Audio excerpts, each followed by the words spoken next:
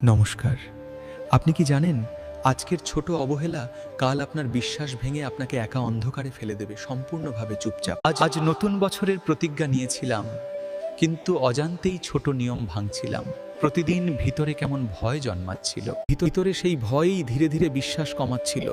জপ কমে গেল, প্রার্থনা থামলো, কিন্তু আসল কারণটা বুঝলাম না। কেন এমন হচ্ছে বুঝতে গিয়ে দেখি অবহেলাগুলো জমে বিশাল বোঝা হয়েছে, আর আমি হারাচ্ছি নিজেকে নিঃশব্দে।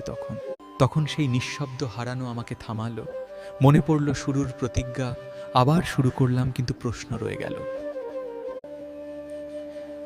আপনার জীবনের সবচেয়ে বড় ক্ষতি কোনো একদিনে হয় না।